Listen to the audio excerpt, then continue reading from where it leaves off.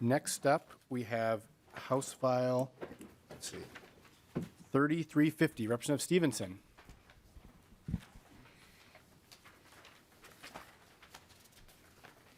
Representative Stevenson, welcome to the Housing Committee, I believe for the first time. I think so, Mr. Chair. I will move that House File 3350 be laid over for possible inclusion in an omnibus bill. Representative Stevenson, to your bill. Thank you, Mr. Chair, members of the committee. This is a pretty short and simple bill. What it does is say that properties that participate in Section 42, a federal low-income tax credit program, must limit rent increases to Social Security COLA increases minus 1%, provided that they are serving senior citizens. I want to be very clear, and you'll hear me say this a few times in the course of this presentation. These properties, the properties that we're discussing in this bill, are already limited in how much they can increase their rent. This is not a new restriction that this bill places on them. Under current federal law, these properties are not allowed to increase rent more than the increase in area median income, or AMI. What this bill does is it changes the calculation from pegging to AMI to Social Security COLA minus 1% for senior citizens. The reason why Section 42 currently restricts rent increases to area median income is very simple. Basically, the idea behind the program is if you're getting the tax credits that are generated by public dollars to generate low-income affordable housing, that we should limit rent increases so that the housing remains affordable for the people who are living there. And the calculation is based on area median income, which is sensible for a working population. As their income increases, rent is allowed to increase as well. The problem is for senior citizens, their income does not increase in proportion to area median income. By and large, the tenants in these buildings are not working in jobs. And keep in mind that in order to live in one of these buildings, you have to be at a certain income level or below. And we have a much better metric to judge the earning power of the people who live in these buildings. It's Social Security, because that is what they rely upon for their income. So I think of this bill as a change to the formula. We're not going to look at area median income, which is not really applicable to senior citizens. We're going to look at Social Security, which obviously is. That's the right thing to do. It's the fair thing to do. And again, these properties are already limited in what they can increase their rents under existing state and federal law. So this is not a new rent control. This is changing the formula. This bill came to me through work with a number of constituents in my district who live in a building called River North, who have been engaged in a long-running battle with the entity that owns their building, trying to find a fair and equitable way. They're happy with the building. They want to live there, but they can't afford the rent increases they're seeing, because the difference between AMI and Social Security can be really dramatic. In 2022, for example, area median income in the Twin Cities went up double digits, more than 12%. Social Security only went up a little less than 6%. It's not fair to ask people who are relying upon their Social Security to fund their housing to be judged against area median income, which is a measure of how working people's wages have increased. So that's the idea behind this bill. Mr. Chair, I know a couple of my constituents are here today to share their story with the committee. And I think there are a few other people as well, and then I'll be happy to answer questions. Thank you, Representative Stevenson. First, we have Char Golgart.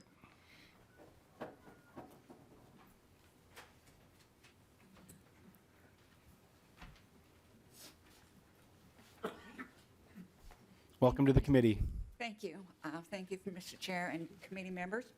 My name is Shar Golgard. I'm a member of the Minnesota Tenant Coalition and a resident of River North Apartments. My building is a publicly subsidized property.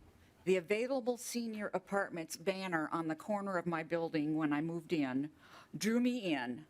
The annual rent increases based on AMI determined by HUD are squeezing me out. This was to be my forever home. When I moved in December 2016, rent was $10.64. Today, it is $15.44. That's a 45% increase. Who gets 45% pay increase in a 7-year period? Except maybe corporate CEOs, but certainly not seniors. My Social Security income has increased only 16% since 2017 and is now roughly $20,000 per year. My rent this year will be $18,528. How is this affordable senior housing? I would not qualify to move into this building today. I've worked hard all my life, budgeting carefully to retire debt-free.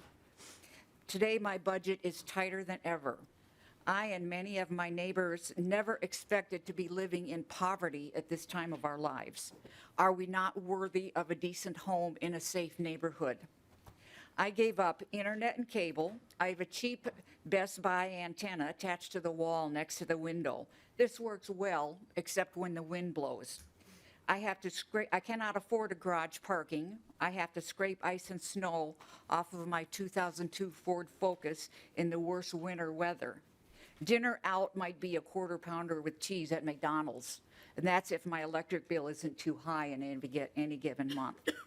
We've been told repeatedly that our votes count. We want to believe that our elected politicians will serve our best interests as promised. We desperately need to update an antiquated program that benefits only the developers. There will always be a need for housing. There will always be developers, and there will always be some profit. We need to know that these needs can be filled without greed. Please amend this bill to cover everyone in subsidized affordable housing. We need to implement new solutions that will make this a fair, affordable, and prosperous place to live. We need policies that put housing within reach for everyone. Please vote yes to this bill, not so much by the politics in your minds, but by the humanity in your hearts. Yes, this is about money, but it's equally important to our mental health. We are all living in fear of homelessness. Do the right thing. Thank you. Thank you. Next, we have Jan Bregelwoman.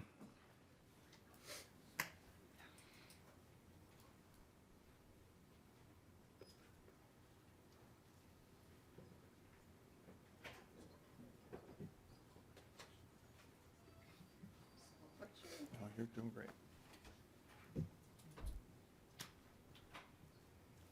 Hi, Hi there. Welcome to the committee. thank you. My name's Jan Bregelman, and I live in the same building that Shar lives in. I'm here to ask you to support this bill because my story is very similar to hers. I worked as a nurse 44 years. I saved a lot, and in 2009, 127,000 of my investment went gone like that. I now live in this LIHTC apartment, and I hear people saying you can't support this bill because it's rent control. And as Zach says, it's really low-income housing. So that is a form of rent control. I've been fighting against the corporation for a couple of years and harassing Zach and Abler and Hoffman, my representatives, to the point I think they're my best friends. I send them so many emails.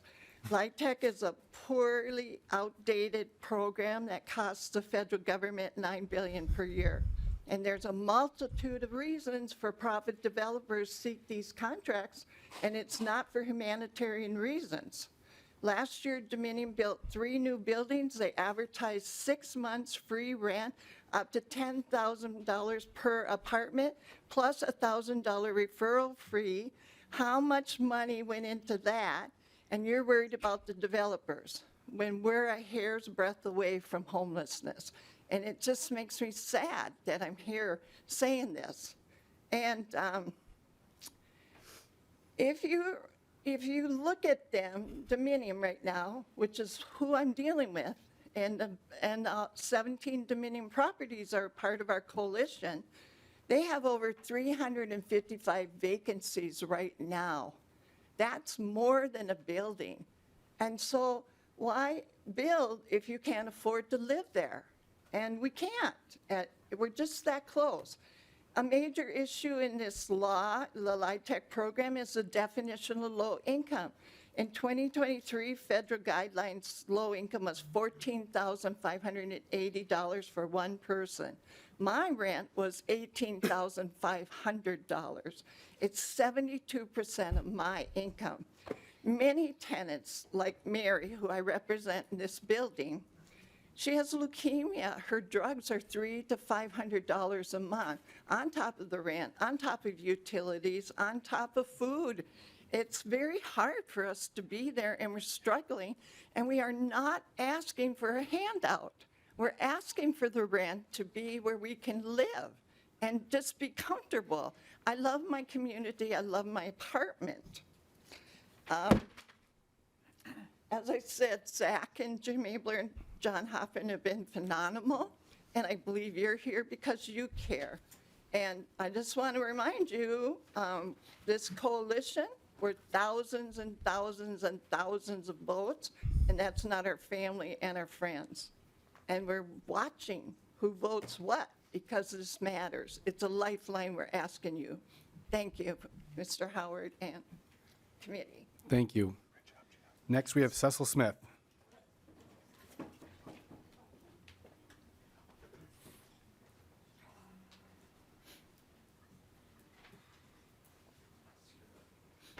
Welcome back. Thank you, Mr. Chair, members of the committee. Again, my name is Cecil Smith. I'm with the Minnesota Multi-Housing Association.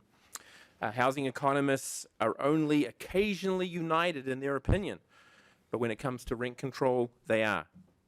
The vast majority of economists, including Paul Krugman, raise red flags about rent control for one simple reason: it does not work. The unintended consequences outweigh the benefits. Today, the country looks to St. Paul as an example of the negative consequences of rent control. While this proposal is narrowly focused to a specific program, it will eventually mean broader avoidance and divestment. Enacting this bill will ensure Minnesota will not have the supply of senior affordable housing to meet the needs as Minnesota's baby boomers look to downsize into senior rental housing. This proposed regulatory regime will send development capital to other opportunities where their project will be viable. Under this proposal, the operating math for senior LIHTC does not work. The projects will not be viable. Last year, the legislature provided funds for nonprofit housing providers experiencing financial distress. This proposal will only exacerbate the financial challenges those same operators face. If the goal is to create and preserve affordable housing affordability for low and middle income seniors, this state should look at other options, such as supplemental rental assistance. We are also concerned that this bill is retroactive and would interfere with existing funding agreements. Furthermore, retroactively layering a rent control policy would incentivize flipping a property at the end of the required affordability covenant. Given the demographics of our state, Minnesota needs substantially more senior affordable housing in the coming years. This bill undermines that goal. Thank you for the opportunity to testify today. Our last testifier is Lugene Flores.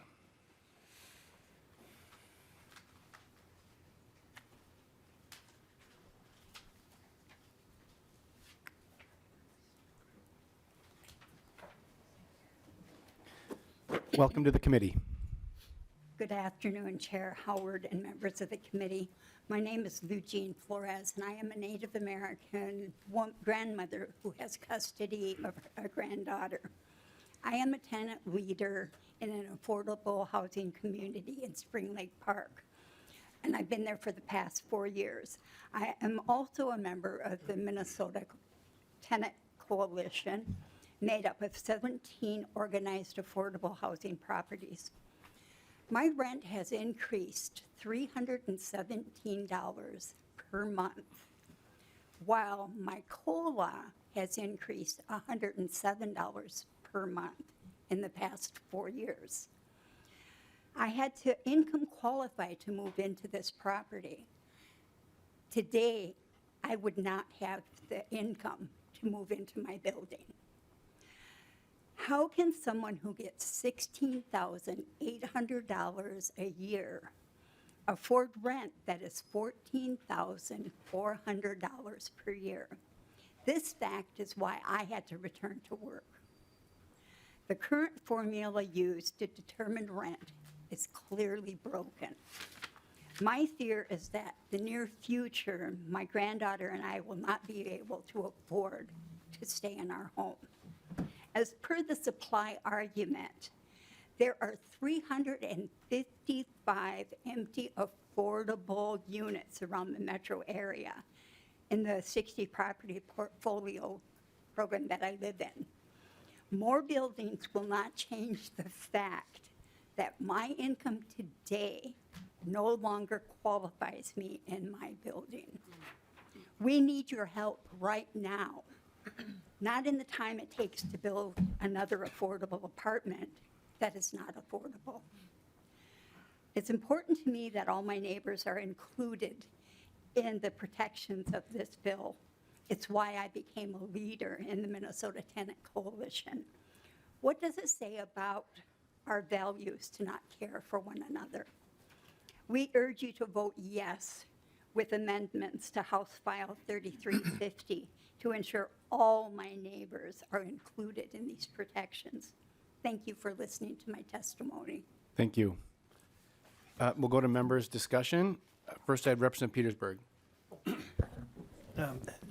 Thank you, Mr. Chair, and to all the testifiers and so forth. And I've talked to a few testifiers earlier today, about an hour ago, and this is a real issue for individuals and that are really dealing with limited income and so forth. And it sounds to me like this is a real issue dealing with how we deal with low income and how it is determined. I have concerns with this portion of it because I think whereas its attempt is really good, the problem is that the costs of providing this isn't adjusted based upon somebody's income and whether or not it's controlled. And so, for example, if we were to say if the local AMI is whatever percentage you want to use, 15%, that usually is reflective of food as well, that grows about the same amount. And yet we wouldn't expect to limit the cost that the grocers could charge based upon somebody's income, okay? This is a situation where we have to understand that there is a cost to it. Now, how we get to where it's affordable for individuals is going to require, I think, some thought on how we do that, because it's a real issue. It's an issue in which people who have limited income and have stable, whatever they get is out of their control. And we know that, generally speaking, the COLA that Social Security gives is much less than everybody else's. And yet, all the costs for repairs, maintenance, and so forth grows with the same level as all the other inflation. So as you start reducing that level of revenue while still increasing the costs, pretty soon you are going to see people selling the facilities or buildings or whatever down the way, and then they're not available for low income at all. And so we do have to kind of play this juggling act and try to figure out what is the best way of handling this. I appreciate the simpleness of this bill, and I know it's working towards a goal, but the long-term consequences are also there, and it's something that we have to consider. And I know, Mr. Chair, it's up to you for laying it over for possible inclusion, but there are some concerns that this may help short-term, long-term it may not. So I think we need to keep putting our heads together and try to figure out how we can get either more subsidized for building developers or something in order to keep the rents low without just saying, okay, we know your expenses are going up, but you can charge even less than what the inflationary cost is. That's not going to be good in the long run either. So where we go from here is a good question, but I fully understand we need to do something. This is something that's an important issue for everybody. Thank you. Thank you, Representative Petersburg. Representative Dotson. Yes. Thank you, Chair Howard. Representative, I'll have to just concur with what Representative Petersburg has said. I think it's something we definitely have to look at. I have to value all the testifiers that came down today. I appreciate you coming down and sharing today. It's important for us to hear these situations.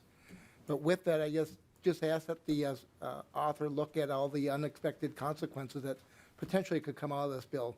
I think right now we're looking at, 355 vacancies. I'm concerned that we may have additional vacancies if we move forward with this bill the way it's written right now. But I guess that we just look at that. We definitely do have an issue, and we need to address it. How we get there, I think we need to work on that a little bit further. Thank you. We have 4 members on the list, members, and I'm hoping that we can finish by 4:15, so we have time for our third bill. And next on the list, I have Representative Nash. Thanks, Mr. Chair. To the author, I don't see an enactment date. When is this to be enacted? Representative Stevenson. Mr. Chair, Representative Nash, it'll be August 1st since it's the default date. Representative Nash. Thank you, Mr. Chair. I do understand that there's a problem, and I appreciate the people who came down to testify. I am concerned August 1st, that's going to change a lot of the planned maintenance on many of these buildings, because it's going to change how the housing providers are able to collect rent and the investments that they need to make in deferred maintenance. And it should come as no surprise, because I've said it before, I am opposed to rent control, and it came from a familial connection. So my family came from Norway. They lived in New York City, and there was a rent control apartment that they lived in for a very long time. Progressively, they said, and this was when my grandmother was still alive, and then my uncle and my mom, they all said that with the increase in wear and tear on the building, the building owner, the housing provider, was unable to keep up with deferred maintenance. And eventually it went from a very nice place to live to a place that was not really much to write home about. And my fear is, Representative Stevenson, is that this is setting it up, as Mr. Smith said, to fail in the rent control world, because I mean, we all, if you live in a home that you own, you're on the hook for maintenance. If you live in a home that somebody else, they're going to have to make repairs. The only mechanism they have to eventually pay for those repairs is through the collection of rents.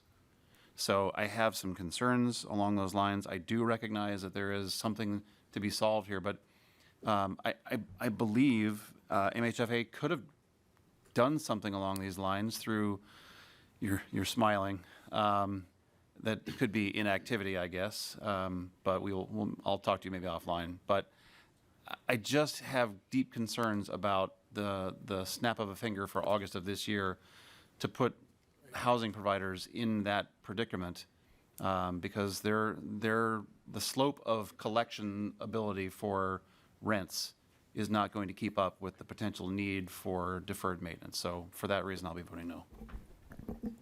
Go to Representative Norris. Thank you, Chair Howard, and I just want to thank Representative Stevenson for bringing this bill forward. I appreciate the opportunity to co-author it with you. I have one of these buildings in my district. The stories that I hear from the residents of that building greatly concern me.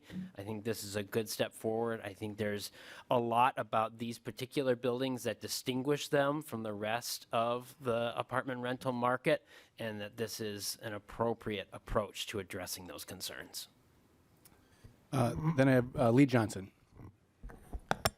Chair Howard, Representative Stevenson, I understand what you're trying to do here. I too have some of these buildings. I believe it's 4 or 5 in my district.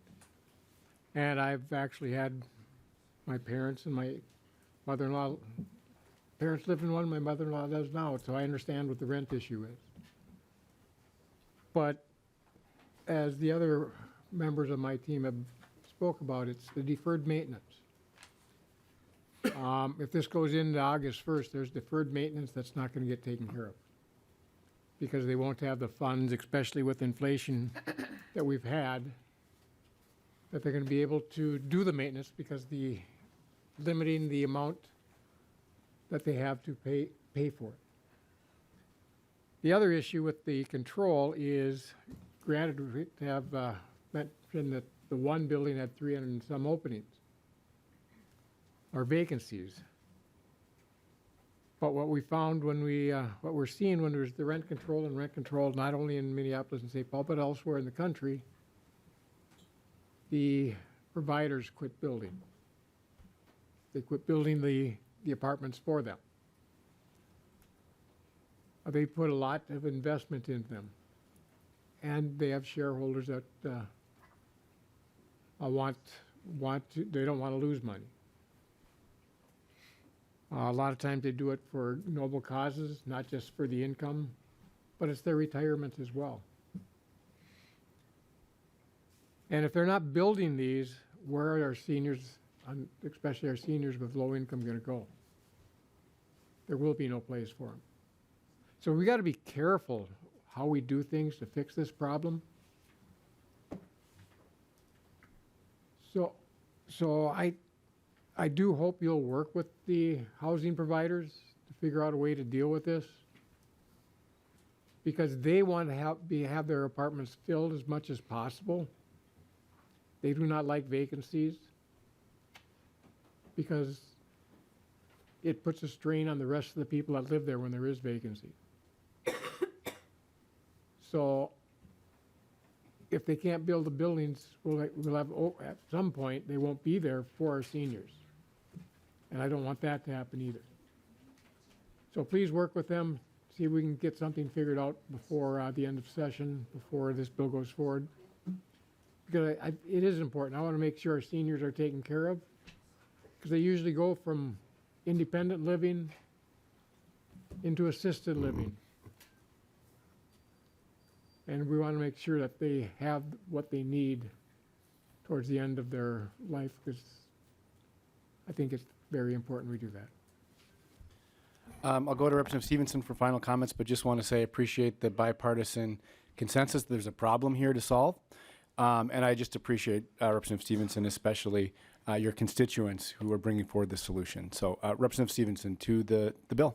Well, thank you, Mr. Chair, and you took the words out of my mouth initially. I was going to say I really appreciate the broad consensus in the room that the current program isn't working, that we have a problem.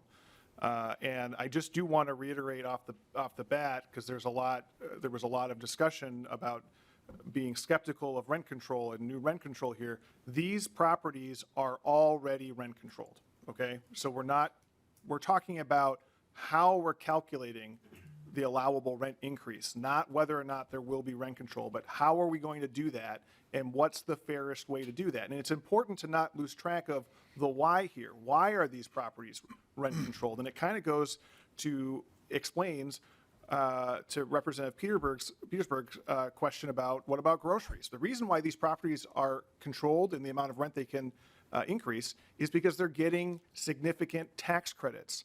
The government is giving the owners of these buildings significant amounts of money to provide affordable housing. I think that we heard very clearly that this housing is not affordable. If the housing is costing you 80% of your income, if it's increasing more than double your expected income increase on Social Security COLA, it is not affordable. So we are not getting, as taxpayers, what we are paying for. We're paying for affordable housing and we're not getting it. And we can fix that for these properties by changing the calculus and going to Social Security COLA instead of AMI. And the last thing I want to point out, and you heard this in the testimony, is that there is, I think to this day, a banner on the side of the building on River North that says affordable housing for seniors. This is how these buildings are marketed.